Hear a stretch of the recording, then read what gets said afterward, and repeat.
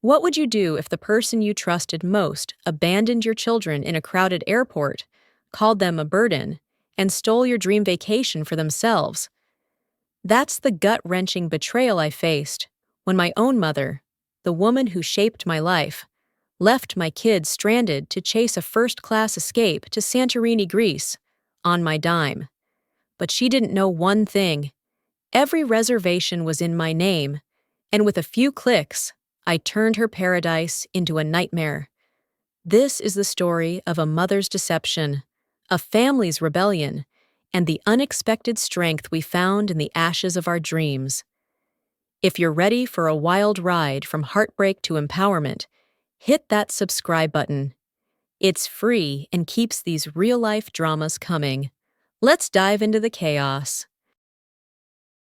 If you love stories of resilience, reclaiming justice with style, and rediscovering your worth, hit that subscribe button for Graceful Revenge now. Don't forget to turn on notifications so you never miss a video. Let's dive into the power of elegant revenge and life's deepest lessons together. The Mediterranean sun was supposed to heal us. I'd spent months planning the perfect trip to Santorini, Greece, a shimmering escape for my 2 kids and me after the wreckage of my divorce.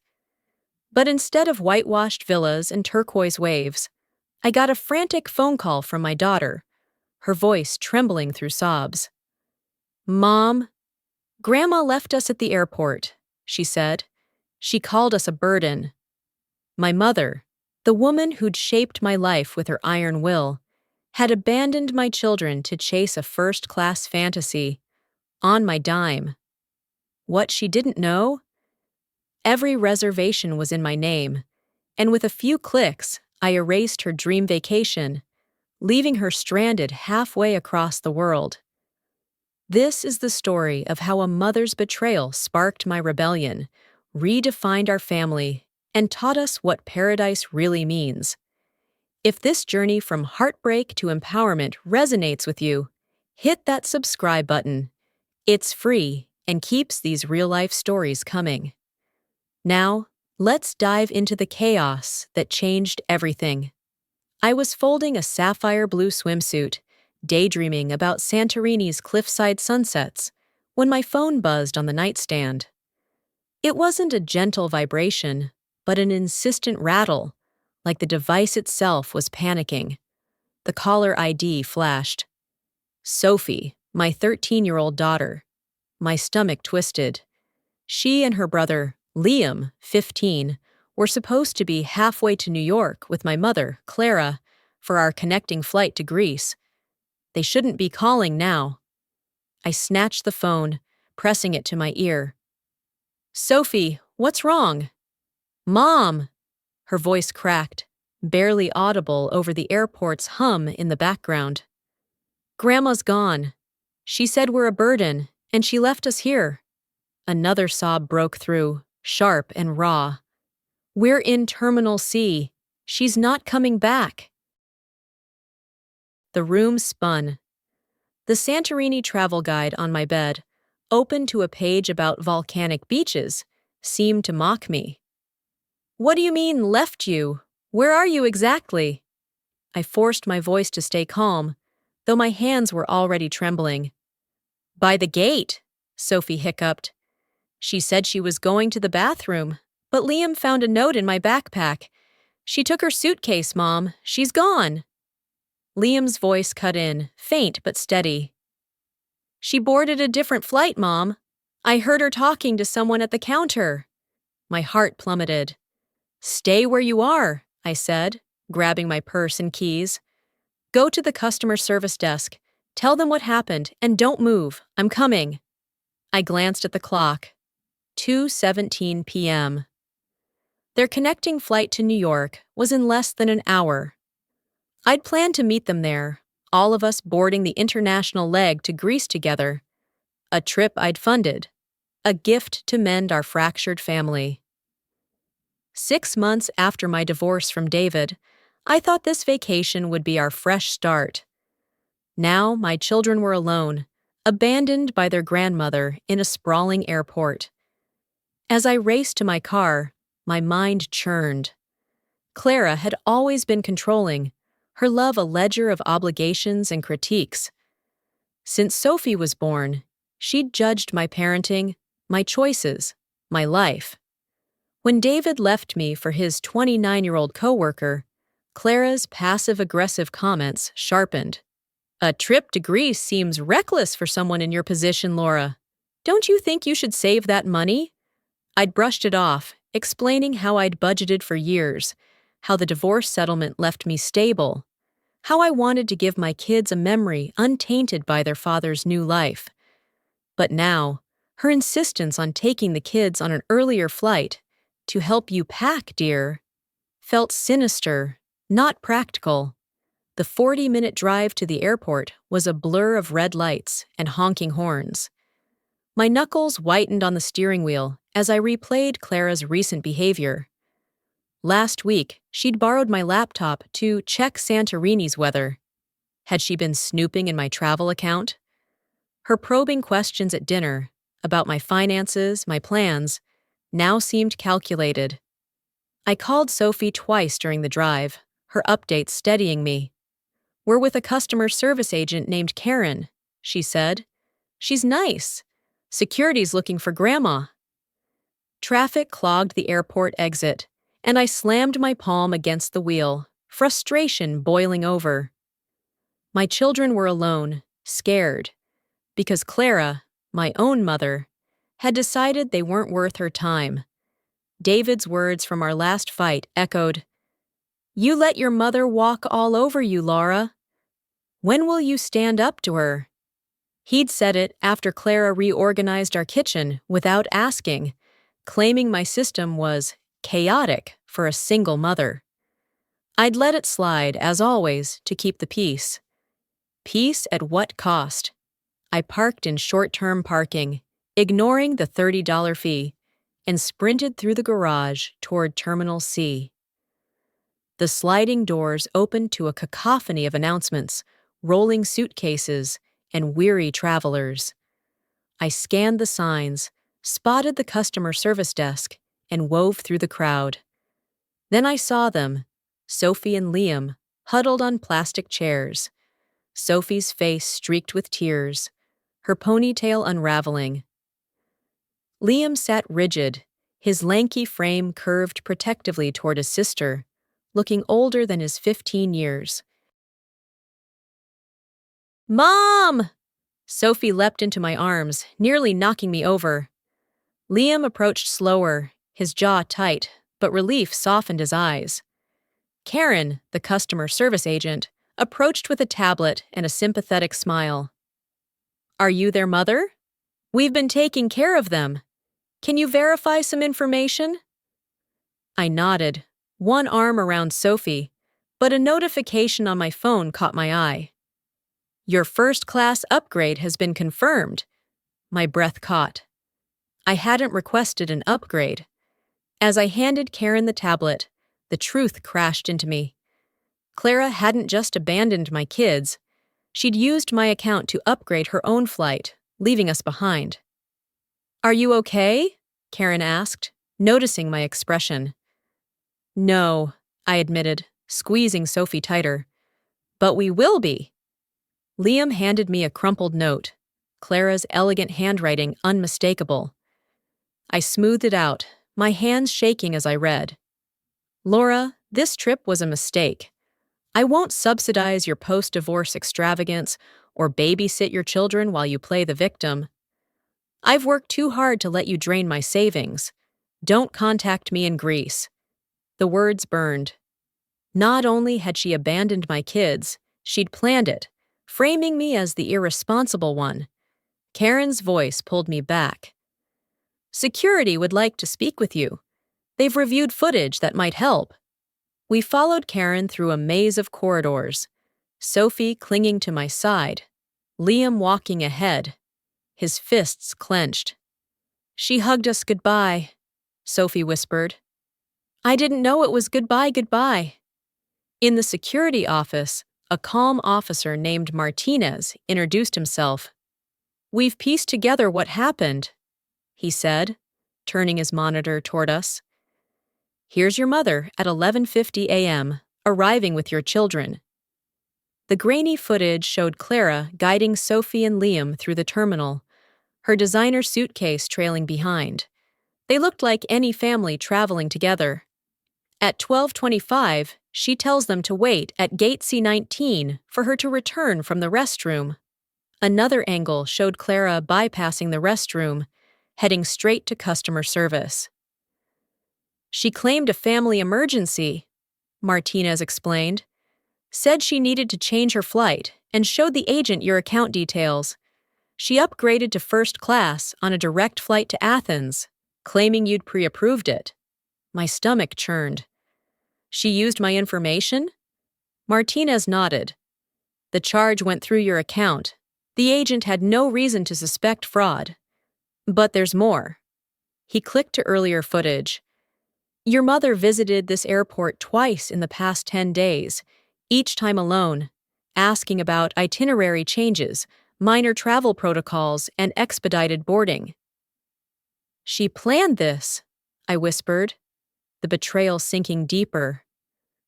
Clara hadn't snapped impulsively. She'd orchestrated every step. There's a witness, Martinez added.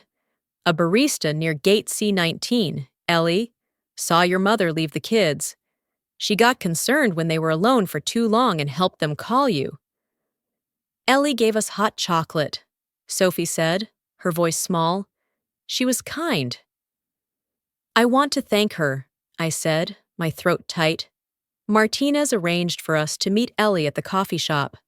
The terminal was quieter now, the midday rush fading. Ellie, a young woman with a warm smile and a nose piercing, spotted us immediately.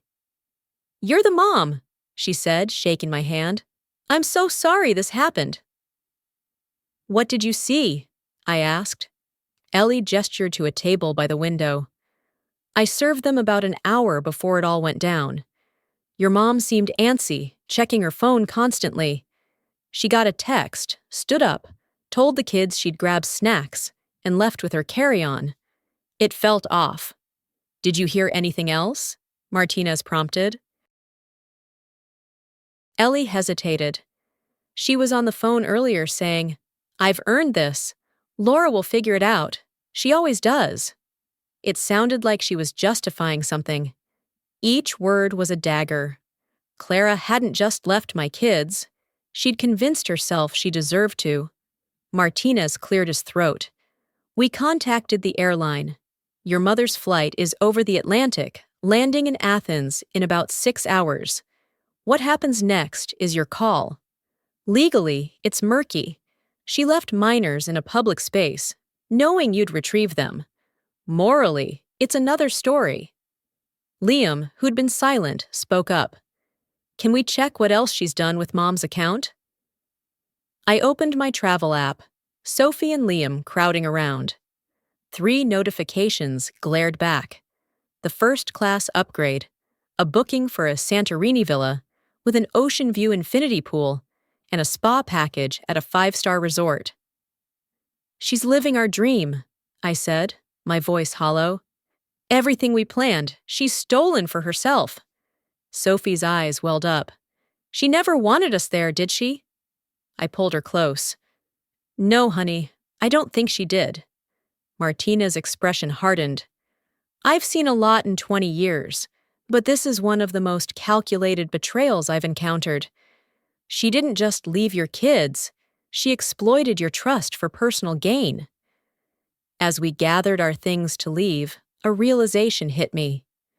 Clara's entire plan hinged on my account, my name, my money. She'd underestimated one thing, my control over it all. The betrayal stung, but a spark of power flickered inside me. Clara might be sipping champagne at 30,000 feet, but her paradise was about to crumble. If you're feeling the weight of this betrayal, stick with us. This story's about to take a turn. Hit subscribe to follow this family's journey from heartbreak to strength. Let's keep going. We drove home in silence, the weight of the day pressing down. Sophie curled into the back seat, headphones on but silent. Liam stared out the window, his reflection taut with anger. Our house looked unchanged, front door ajar from my frantic exit, half-packed suitcases spilling across my bedroom. The Santorini guidebook lay open, its glossy pages a cruel reminder of what we'd lost. I announced I was making tea, needing something to ground me. "Mom," Liam said, stopping me, "we need to talk about Grandma." I pulled out 3 chairs at our worn kitchen table, the one Clara always criticized as shabby. They sat across from me, a united front, their faces older than their years. "She's always been like this, hasn't she?" Liam asked. "We just didn't see it." The question demanded honesty. I could have softened the truth, but they deserved better. "Yes," I admitted. "She's always been controlling, critical. I kept making excuses, thinking it was love." "Why did you let her?" Sophie's voice was barely audible. "All those comments about the house, your cooking, how Dad wouldn't have left if you'd been better." Her words hit like stones. I thought my kids hadn't noticed Clara's barbs. "When you and Dad split," Liam added, "Grandma told me you'd land on your feet by landing on someone else's wallet." The kettle whistled, jarring us. I poured 3 mugs no one touched and sat back down. "I enabled her," I said, the admission bitter. "I smoothed things over, told myself she didn't mean it. After your dad left, I was terrified of losing her too. I thought keeping peace was worth it." Sophie reached for my hand. "But she was never really there, was she?" Her simple truth cracked something inside me. "No," I whispered. "Her love always came with conditions. How well I met her expectations." Liam's jaw tightened. "Is that why she ditched us? Because you were doing something for yourself she couldn't control?" "I think so," I said, standing. "Give me a minute." In my home office, I opened my laptop, a suspicion gnawing at me. I logged into my email and searched for forwarded messages. Dozens appeared, sent to Clara's address. Travel confirmations, booking details, all forwarded automatically. Months ago, I'd given her access to help research the trip. I'd never revoked it. The most recent forward, sent 4 days ago, included every Santorini reservation. I called the kids in. "Look," I said, pointing to the screen. "She's had my travel info for months. She knew exactly what she was doing." Sophie's eyes widened. "So when she told us you might not afford the trip, she already knew you could?" "When did she say that?" I asked, my voice sharp. "Right before she left," Liam said. "She said, 'Your mom thinks she can afford this, but what happens when the money runs out? Who'll she come crying to?'" The cruelty stole my breath. Clara hadn't just abandoned them. She'd tried to undermine my stability in their eyes. "That's not true," I said firmly. "The trip was paid for, within budget. I'm not rich, but we're fine." "We know," Sophie said. "Grandma's been saying weird stuff for months. We didn't believe her." "What stuff?" I pressed, dreading the answer. Over the next hour, they spilled it all. Clara's subtle digs about my parenting, her hints that I was using the kids to spite David, her suggestions I was hunting for a wealthy husband. Each revelation was a failure I hadn't seen, my failure to shield them from her toxicity. "I'm so sorry," I said when they finished. "I should have noticed." "It's not your fault," Liam said, his voice steady. "She's your mom. You're supposed to trust her. If this family's unraveling is hitting home, you're not alone. Subscribe to join thousands who love these raw, real stories. Let's see how Laura fights back. Sleep wouldn't come." I sat on the porch swing, wrapped in a blanket, staring at the stars. Clara's betrayal wasn't new. It was the culmination of decades I'd ignored. Her love had always been a transaction, her approval a prize I chased. The Santorini trip was supposed to be our reset, a chance to build memories free from divorce papers and custody battles. Instead, it exposed a wound I'd let fester my entire life. My phone buzzed with a flight update. Clara's plane would land in Athens in 4 hours. She'd expect her luggage, a luxury shuttle, a villa with an infinity pool, all booked with my money, all under my control. As dawn broke, I made a decision. This time, Clara would face consequences. In the kitchen, I poured coffee and opened my laptop. The travel account loaded, every reservation glowing on the screen. The villa in Oya, the catamaran cruise, the spa package, the return flight. My fingers hovered over the keyboard. For years, I'd shrunk to fit Clara's expectations, accepting her criticism as care. Abandoning my kids crossed a line I couldn't forgive. I clicked the first reservation. The villa, $4,800 for a week of cliffside luxury. The cancellation warning popped up. This action cannot be undone. I hit yes. Reservation canceled. Refund processing in 3 to 5 business days. A weight lifted, subtle but real. I moved to the catamaran cruise, then the guided tour of Akrotiri, then the airport transfers. With each click, my breathing eased, as if I were severing chains. Liam shuffled in, hair mussed. "What are you doing?" "Setting boundaries," I said, canceling the island-hopping tour. "She's over the Atlantic. When she lands, she'll have nothing. No hotel, no tours, no transportation." His eyes widened. Then a grin broke through. "She's gonna lose it." "Probably," I said, canceling the cliffside restaurant reservation. Sophie appeared, rubbing her eyes. "Mom's canceling Grandma's vacation," Liam told her. Sophie blinked at the screen. "Can you do that?" "Everything's in my name," I said, showing her the app. "She used my account, but I control it." "So she'll have nothing?" Sophie asked, sitting down. "Nothing I paid for," I confirmed, canceling the ferry tickets. Sophie hesitated. "Is this okay? I mean, she's still our grandma." I paused, looking at them. "She left you at the airport, called you a burden, and lied about me. But it's okay to feel conflicted. Is this all right with you both?" Liam nodded. "She deserves it." Sophie bit her lip, but nodded too. "She said awful things about you. I'm glad you're doing this." The final reservation was Clara's return flight. Canceling it would strand her in Greece, forcing her to face the mess she'd made. "Do it," Liam said softly. I clicked cancel. Reservation canceled. Refund processing. I leaned back, dizzy with the weight of it.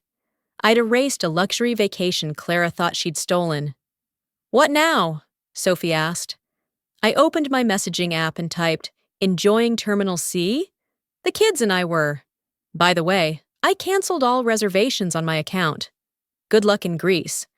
I scheduled it to send when Clara's plane landed, when she'd expect her shuttle confirmation. "That's savage, Mom," Liam said, grinning. "It's necessary," I said, a strange calm settling over me. For the first time, I'd drawn a line Clara couldn't cross. Breakfast was quiet but lighter.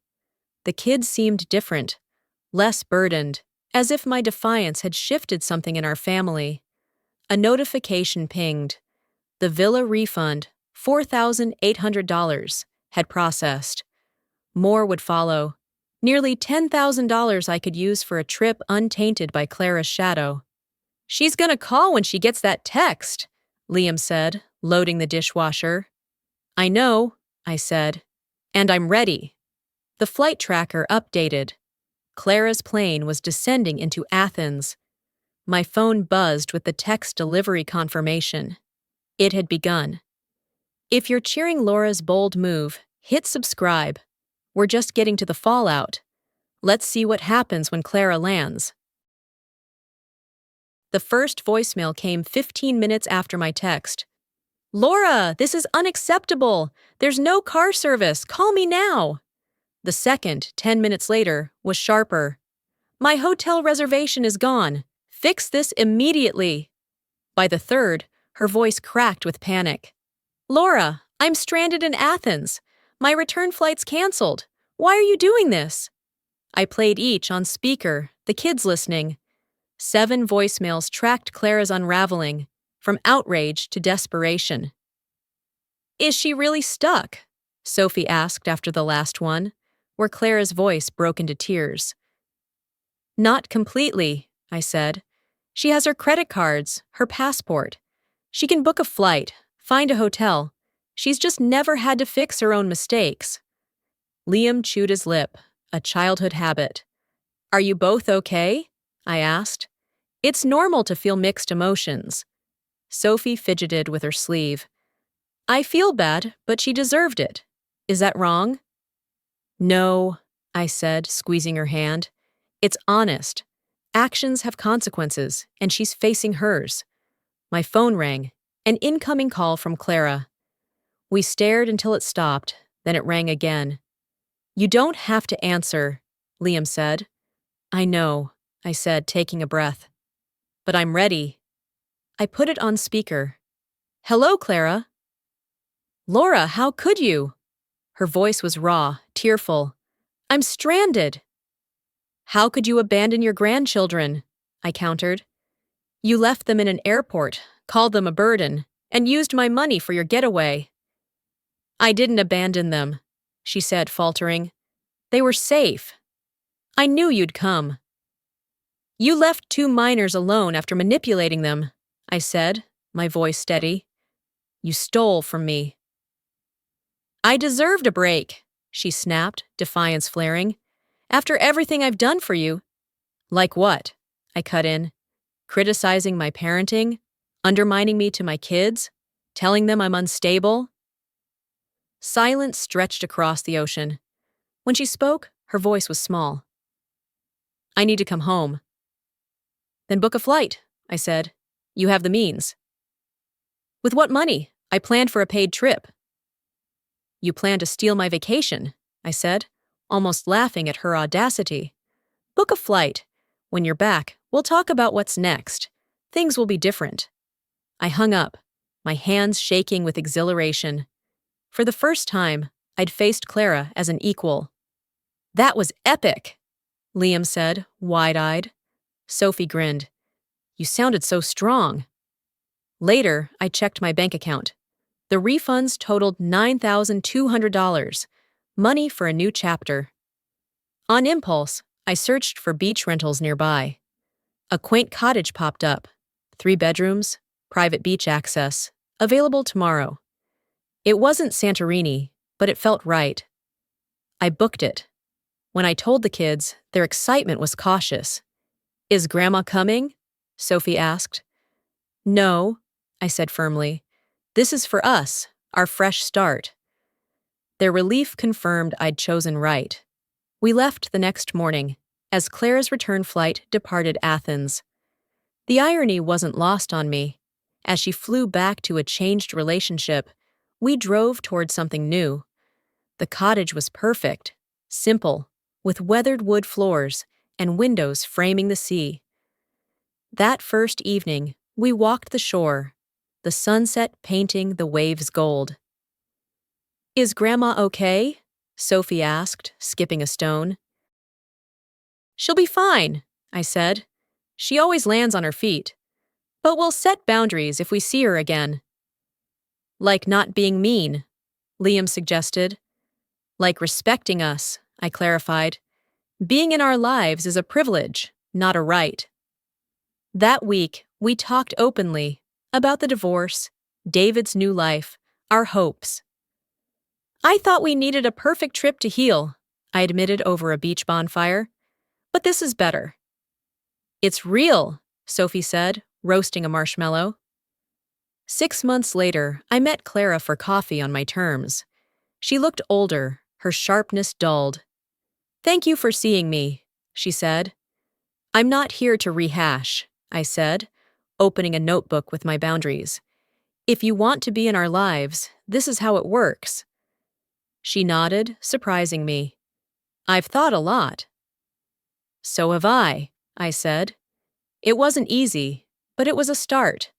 A relationship built on choice, not guilt. The failed Santorini trip wasn't the paradise we'd dreamed of, but it gave us something far greater: the courage to face painful truths and the strength to rebuild on our own terms. Paradise isn't a sun-soaked island or an infinity pool. It's the love we forge, the boundaries we set, and the family we choose to fight for. 6 months later, as I watched Sophie and Liam laugh on that quiet beach, I knew we'd found our healing. Not in Greece, but right here, together. Claire and I are still navigating our new reality, but it's a relationship defined by respect, not obligation. A hard-won victory that's changed us forever. What would you do if someone you trusted betrayed you like this? Would you set boundaries, seek closure, or walk away for good? Drop your thoughts in the comments below. We're dying to hear your stories. If this journey of reclaiming power and rebuilding family touched your heart, smash that like button, share this video with someone who needs to hear it, and hit subscribe to join our community for more raw, real stories of transformation. Your support helps us keep these stories alive, so let's spread the love and keep the conversation going. See you in the Graceful Revenge.